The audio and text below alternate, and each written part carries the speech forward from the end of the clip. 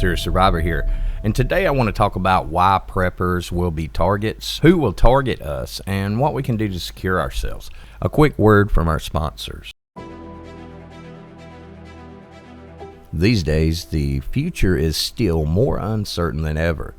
That's why people who know what's coming are using today to prepare. You can't wait until the last moment. By then it's too late.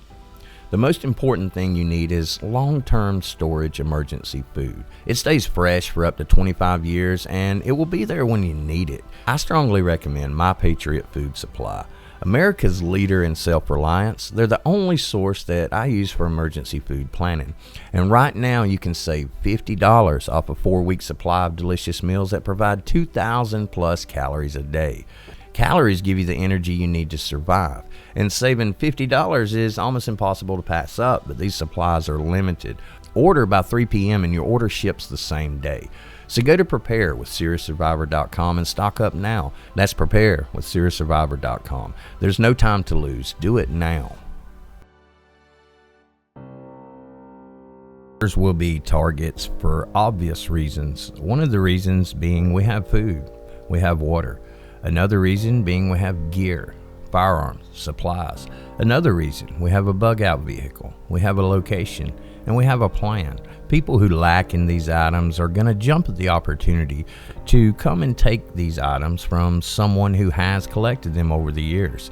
Now that may be much easier said than done, and in most cases it's going to be hard to take a prepper's supplies. But in the end, if we are a small group and we're faced with a large group or a large number of individuals, then the odds are definitely stacked against us, and there's a very good chance that we would lose our supplies along with the more valuable things such as our family members and our lives. When society collapses and things go sour, then the benefits of prepping will become self-evident, not only to us as preppers, but to those who did not have the forethought to prepare themselves and their families. We've all heard the phrase, anarchy is only 9 meals away, and that stands as true as it ever did. With most of society relying on the government and other institutions to keep them safe, a lot of people realize that when society truly collapses, these institutions will only protect themselves. We will, without a doubt, be left to fend for ourselves in the first initial stages of any apocalyptic event. Most do not have the supplies and gear they need, and more importantly, most do not have a plan that can get them to a safe location. Planning is as essential as gear and preps, but this is often one of the most overlooked aspects of prepping. It's easy to buy gear. It's simple to order supplies and food off the internet. It takes time, however, and dedication and patience to actually formulate a plan, or preferably multiple plans, to get you and your loved ones to a safer location. In this video, we're not talking about just a general SHTF events. We're talking about a total societal collapse, one in which the rule of law has been thrown out the window basically, and people are left to their own devices. Bugging in may or may not be an option. For those in heavily populated areas, the bug out option may be preferable to actually bunkering in and attempting to defend a location from large numbers of assailants that we may face. So who will be the biggest threats to us as preppers? This is in no particular order, as they're all threats. Number 1, the government. The government is already targeting preppers. The first threat to preppers is actually happening now before a collapse has occurred. It's evident that the laws and executive orders being passed are aimed at certain individuals and groups. Firearms, for example. There's a strong push being made to take certain types of firearms and ammunition from legal firearm owners. The fact that the government is attempting to pass legislation to force the registration of all types of firearms and especially ammunition creates a database for the government when confiscation does begin. Although gun confiscation may not occur initially, once an event has taken place, then the registry of all firearms and ammunition will provide the remaining government officials and authorities with a detailed list of where they can not only find, but obtain these items from unsuspecting preppers. Although the firearms confiscation may be a debatable subject, the real concern is after a societal collapse. They will have the information necessary to locate and take large amounts of guns, ammo, supplies, food, and other items. Believe me, when things go bad, the government will not hesitate to take what you have. I would also expect that when the initial phase is winding down, then the government will come out of their bunkers and attempt to restore order. This can mean a lot of different things, and one of those will be the confiscation of supplies, gear, and food. These will be taken under the guise of benefiting everyone. Most likely these supplies would be taken and the average person would be forced into a ration food supply by these returning government officials. I would expect the areas that still had any large size population to possibly be under some sort of martial law once the government has returned and beginning to reestablish what they call law and order. Because think about it, we know the top officials will have safe locations to stay for long periods of time. But do we really think that they would resurface after most of the violence has at least somewhat subsided and simply take a back seat to whoever has established themselves as a leader in that area? No, they will once again crave the power they once had and attempt to take it if it isn't given freely. So we need to be wary of these officials when they do decide to leave their bunkers and rejoin our society, or at least what's left of it. Number 2. The unprepared. This is a large part of the population. The most immediate threat will begin within the 24 to 72 hour time frame. This is when the event first occurs and people realize that this could very well be long term if not permanent. Going back to the 9 meals from anarchy statement, we can't take that as being set in stone, just a rule of thumb, because there are a lot of people who do not have enough food or supplies. These people will become desperate in a very short amount of time. In large cities, there will be food and supplies, but these will most likely be looted in the first 24 to 72 hours of the event. Once these are gone from the obvious locations like stores and supermarkets, then you will be the next target or series of targets. There will come a time when people who have not prepared will come to your location. This will be different for everyone as far as the timing goes, but the effect will be the same. They will ask or even beg for food and supplies, and this is a lose-lose situation for all of us. Because if you do give them some supplies, then they know that you obviously have gear to spare, or at least that's what they will assume. And unless you are willing to keep giving them handouts, then this will, without a doubt, at some point become a confrontation.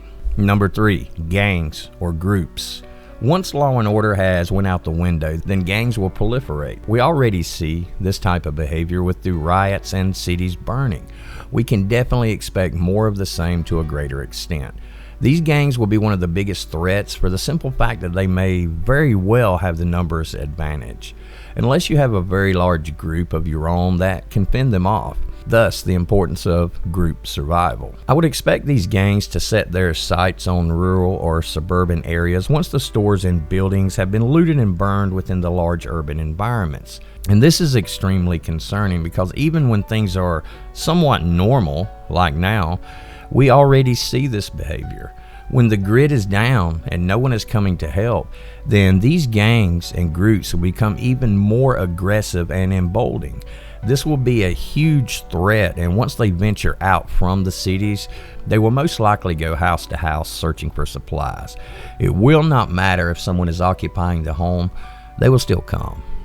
The best defense for this is for communities to band together and to work together.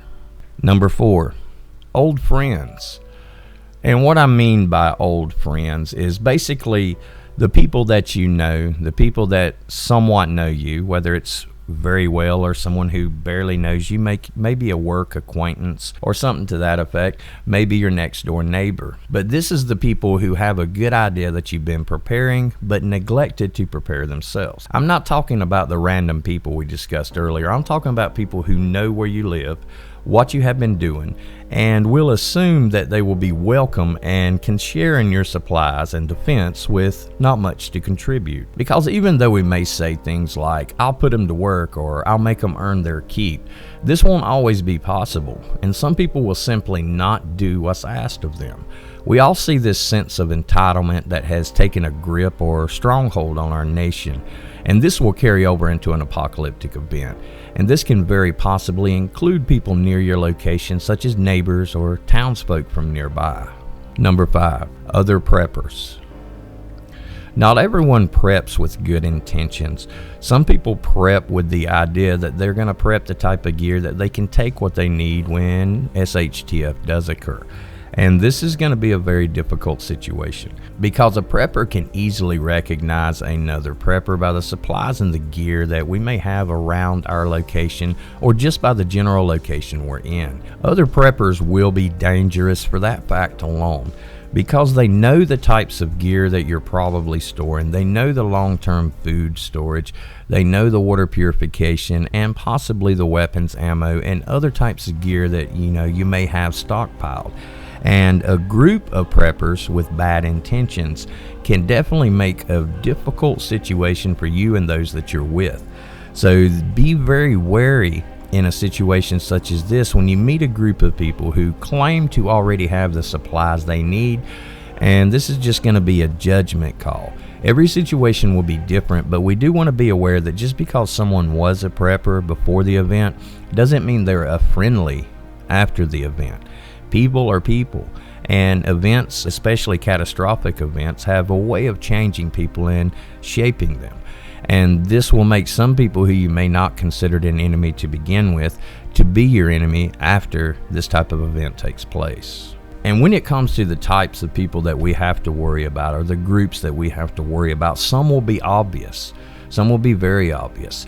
A well-armed gang coming into your neighborhood, is going to be obvious that they're there meaning trouble. A group of criminals coming into your neighborhood attempting to break into something, it's obvious that they're trouble.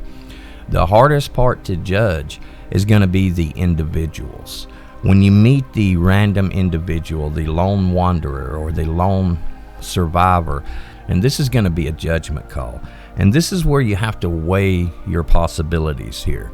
When an individual approaches your group and wants to join or wants to, share supplies with you or whatever the situation may be, one of the first things you have to take into account is this person knows where I'm at. This person knows exactly where I'm located.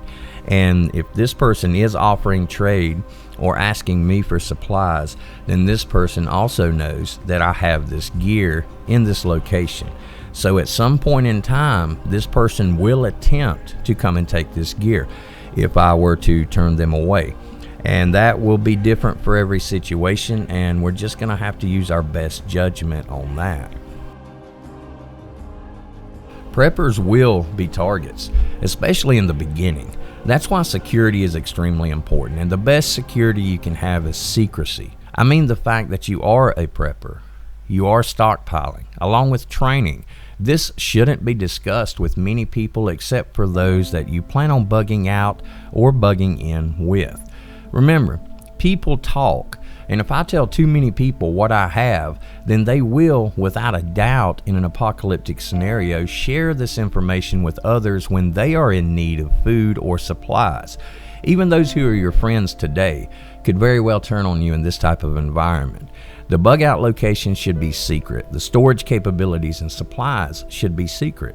The firearms and defense plans should be kept secret. This is called operational security, or what is often known as OPSEC. Well, I just wanted to discuss some of that and talk about some of the things that we have to watch out for, especially the environment, the things that are going on in society right now. And we will face this type of situation, these types of situation when an event occurs. Remember, no matter the type of event, there will always be people who are willing and ready to not only take advantage of you, but to take all that you have, including the lives of you and your loved ones. So prep accordingly, plan accordingly, and be prepared. Thanks a lot for watching. I hope the video helps out. For now, Serious Survivor, out.